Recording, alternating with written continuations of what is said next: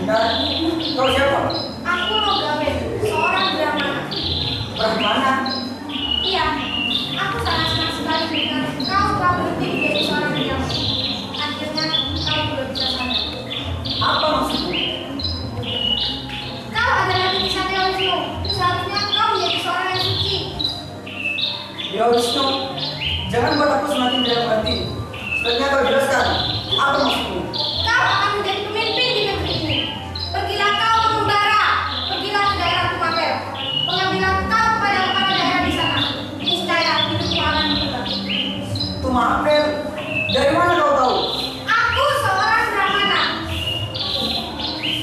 Di sana ada seorang wanita cantik bernama Ketedes. Jika kau bisa menikahinya, maka kau akan menjadi raja dunia. Raja dunia? Tiba-tiba lelaki itu pergi meninggalkan Ken Arok yang masih bingung dengan perkataan. Kemana perginya lagi itu? Setelah kejadian itu pun, Ken Arok pulang menuju rumahnya. Ia masih memikirkan perkataan lelaki tua tadi. Apa maksud dari perkataan? Ken Arok sering melamun yang membuat Ken Umang menjadi tidak mengerti. Anda kenapa? Anda sedang sakit. Tidak. Karena tidak apa-apa. Sepertinya wajah Anda sedang tidak bergairah. Sudahlah tidak. Karena tidak apa-apa. Apakah Anda yakin? Iya, tidak. Anda hendak membangunkan Jaya dulu, Kanda. Sejak saat itulah, Ken Arok menjadi bimbang dengan keputusan apa yang harus ia ambil. Bagaimana aku harus memutuskan semua ini? Aku tidak pergi mengembara. Tapi, bagaimana dengan nasib keluargaku? Baiklah, aku akan pergi mengembara saja. Setelah sekian lama, Ken Arok menunggu saat yang tepat untuk berangkat.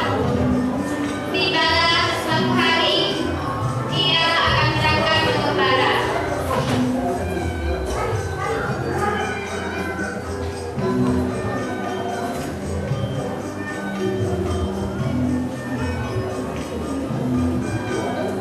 Apakah Kanda benar-benar yakin akan meninggalkan Dinda? Sudahlah tidak. Kanda akan kembali pada Dinda. Tapi ayah, anakku, kau jaga ibu baik-baik ya. Ya sudah, Kanda jaga diri baik-baik di Tumapel, Kanda. Kanda yakin, Dinda pasti bisa.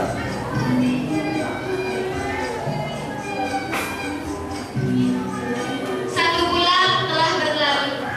Ken Arok pun telah mengabdi pada kepala daerah Tumapel.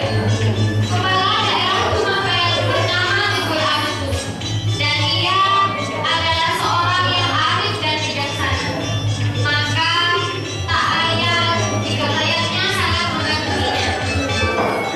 Seperti yang dikatakan oleh Loh Gawe, Tukul Agustus mempunyai seorang istri yang sangat cantik parasnya, yang membuat Ken Arok menjadi lupa terhadap keluarga yang ditinggalkannya.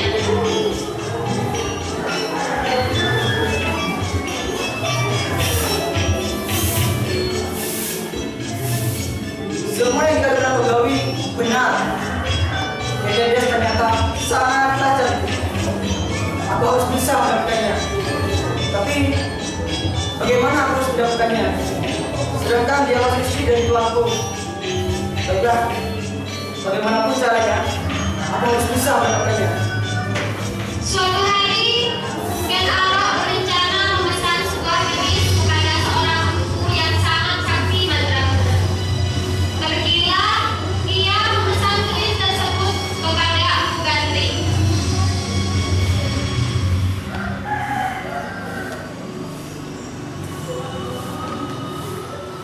Kau bukan Tri? Iya. Karena kau mengisi keris? Ya. Tapi hanya dalam satu malam saja. Semalam, mustahil. Kau belum bisa melakukannya. Baiklah, bersatu. Besok aku kembali. Hari itu pun, Abu Gantri membuat keris yang dipesan oleh Ken Arok. Ia bekerja di negeri dengan dibantu kekuatan supranaturalnya. Waktu terus berjalan.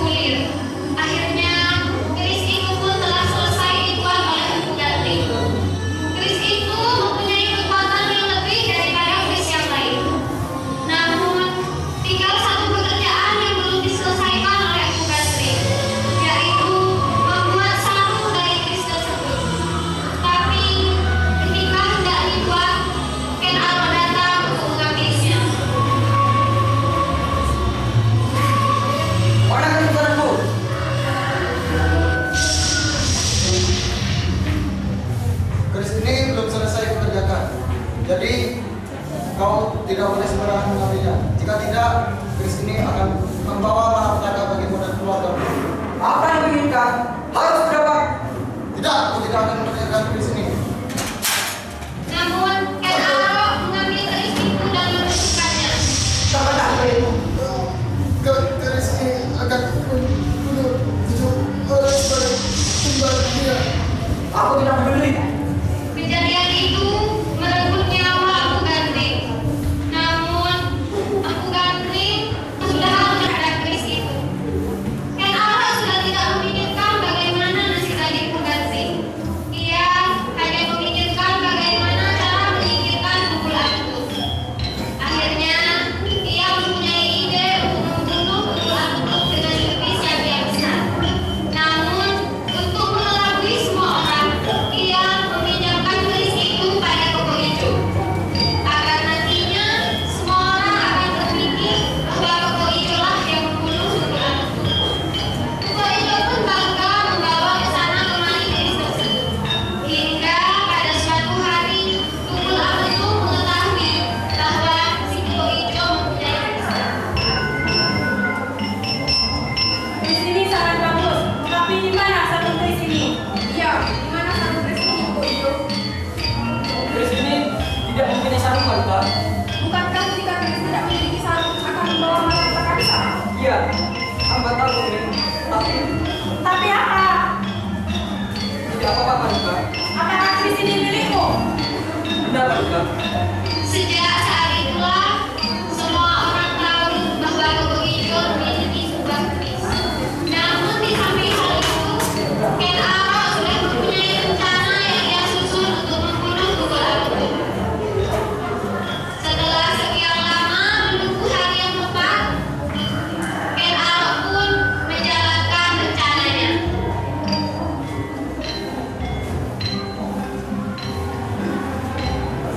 Ada apa, Ken Arok? Melihat Tukul Aktut tewas, Ken Arok pergi meninggalkan Tukul Aktut. Ia segera menemui Koko Ijo.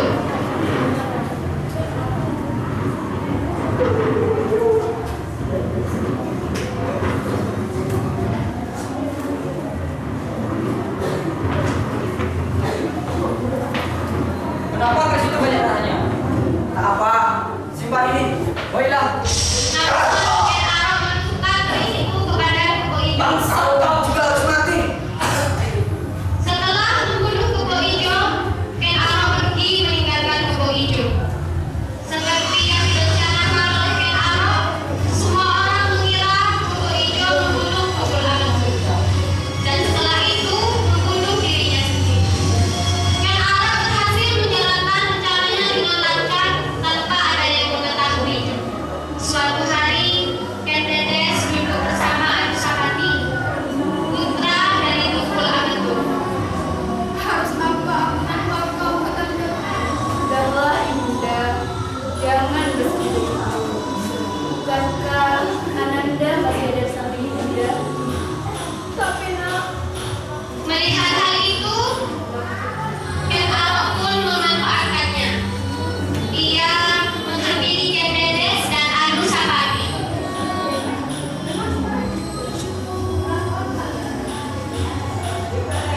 Sembah hamba, Tuan Putri. ada apa? Maafkan jika hamba ini lancang, tapi hamba hanya ingin menyampaikan keinginan hamba.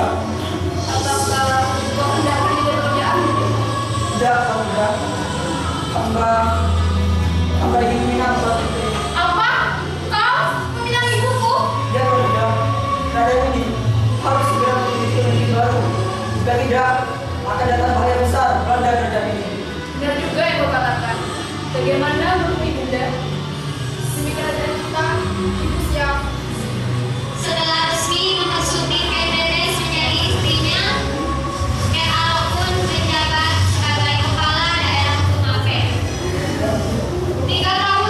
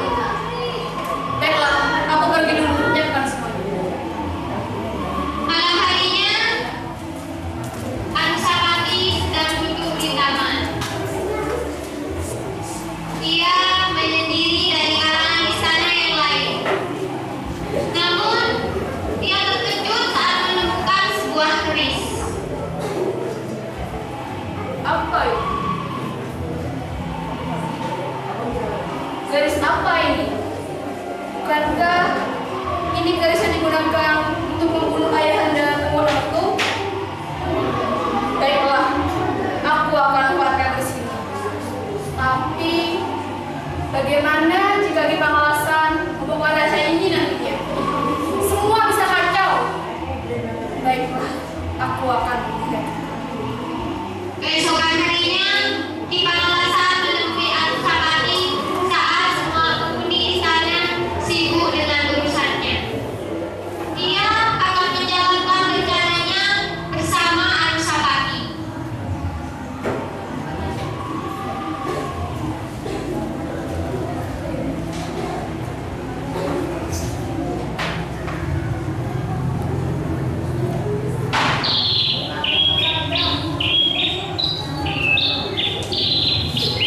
Bagaimana? Ya.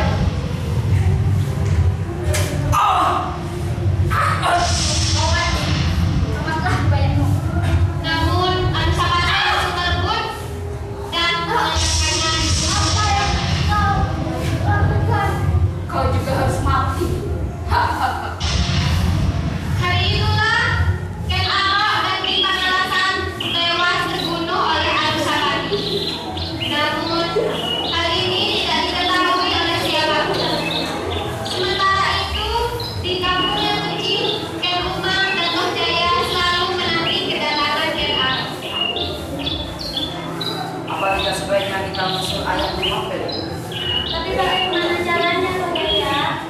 Sudahlah, ibu tidak usah memikirkan bagaimana cara. Daripada kita harus menunggu kedatangan ayah berikutnya ibu. Baiklah, ibu serahkan semuanya kepadamu. Besok kita sudah harus berangkat. Seminggu telah berlalu sejak kematian Ken Arok dan Ki Pangalasan. Namun, hal ini masih menimbulkan banyak pertanyaan dari kalangan penghuni istana. Kini, Anusapati telah resmi menjadi raja. Akhirnya, aku juga menjadi pemimpin temanku. Tapi nak, kau harus benar-benar menjadi raja seperti ayah undamu Tunggul Aku.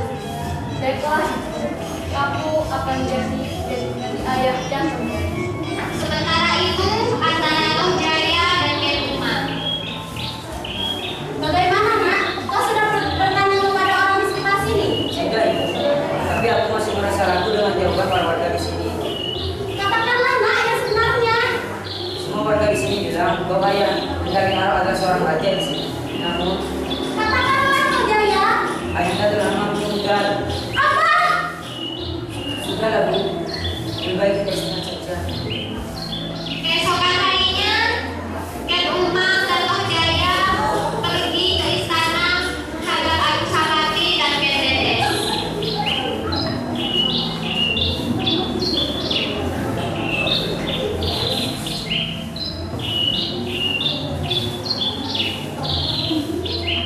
Apa? Tidak mungkin. Tapi itulah yang terjadi. Ken Arok adalah ayahanda. Kalian hanya berlagak. Pergi kalian dari sini. Aku adalah istri dari kakak Arok, bukan kau. Pergi dari sini. Kau sungguh tidak memberi manusia. Sudahlah anakku, tidak pantas kau sebagai seorang raja berperilaku seperti itu. Kau takkan pernah melakukan. Sejak saat itulah, Toh Jaya menaruh dendam pada Anusapati. Suatu hari, dia bertemu dengan saudaranya yang bernama Mahisa Cempaka dan Diah Lembutan. Toh Jaya! Kalian mana-mana rumah saja suruh Kelihatannya kau dari Timapel. Ya, seminggu ini aku berada di Mapel. Kau bersama bibinya rumah. Ya, saja. Oh ya, kau sudah tahu tentang Paman Ken Arok? Ya, saja. Lalu? Tidak marah. Aku sudah menjelaskan kepada semua penghuni istana. Namun, hanya satu orang saja yang belum percaya pada. Siapakah budak laki? Anusapati kan itu? Ya, dia mengusir aku dan ibuku dari istana dengan kasar. Aku sangat tidak membenci padanya. Bagaimana? Kita dengarkan saja. Ide yang bagus.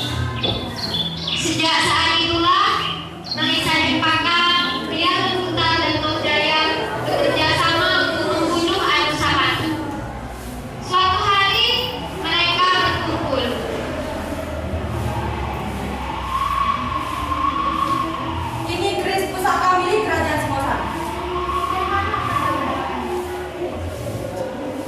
Sepertinya ini bukan keris sembarangan.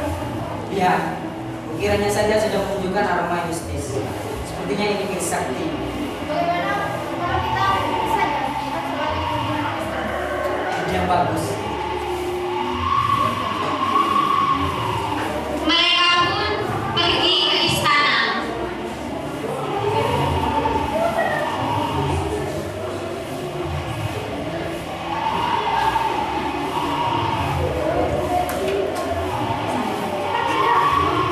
Itu dia.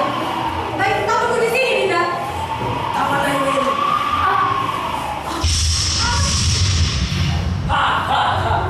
Akhirnya aku yang akan menjadi pemimpin kerajaan ini. Ayo kita pergi dari sini. Sejak saat itulah Anusapati mati di tangan Toh Jaya. Tidak berapa lama, Toh Jaya pun diangkat menjadi raja dengan Mahesa Cempaka dan Tiang Lembutan sebagai penasihat raja.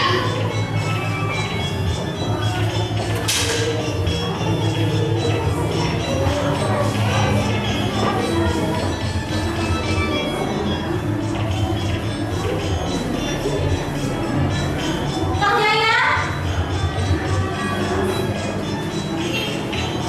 Nak, ibu ingin bertanya kepadamu. Jawab ibu-ibu dengan jujur, nak. Apa itu? Apakah benar kau yang membunuh Anusapati? Ya, Ibu. Aku sangat dendam padanya. Tapi dia masih saudaraku, nak. Sudahlah, Bu. Yang lalu biarkanlah bulan.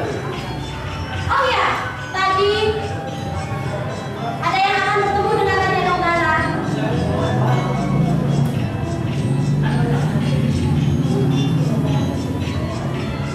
Panggil mereka. Tunggu sebentar, nak.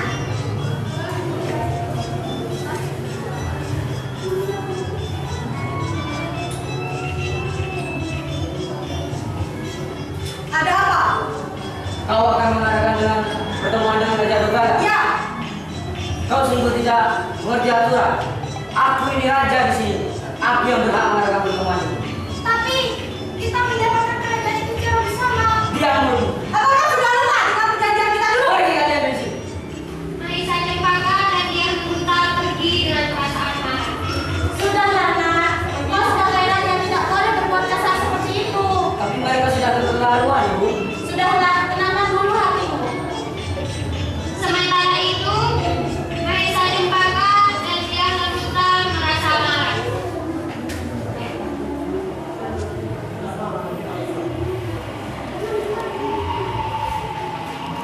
Dinda, dia sudah keterlaluan.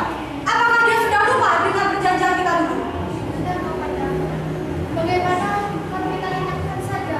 Ya, Benar kau, Dinda. agar Kanda menjadi raja di Singosari. Benar juga kau, Dinda. Dan kita gunakan keris yang Kanda. Sebaiknya kita lakukan besok saja. Hari ini kerajaan sedang sibuk. Besoknya, Mahesa Cempaka dan Tiang Lembutan melakukan rencana yang disusun. Tiang Lembutan pergi ke kerajaan.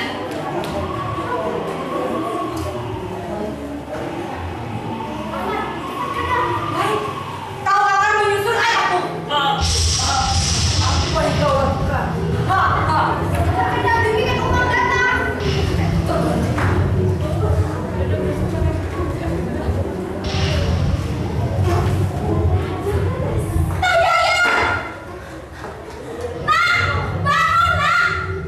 Pada saat itulah Toh Jaya meninggal dan tahta kerajaan digantikan oleh Mahesa Cempaka.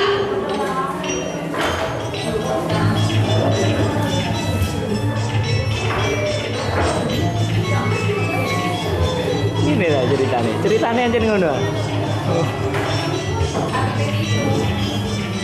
Dinda, bagaimana jadinya jika kerajaan ini sering terjadi pemberontakan?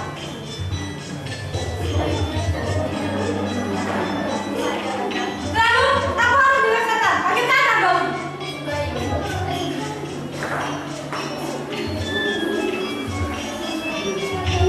Setelah sekian lama Mahesa Cempaka memimpin kerajaan mengalami banyak pemberontakan. Sistem pemerintahan menjadi tidak karuan.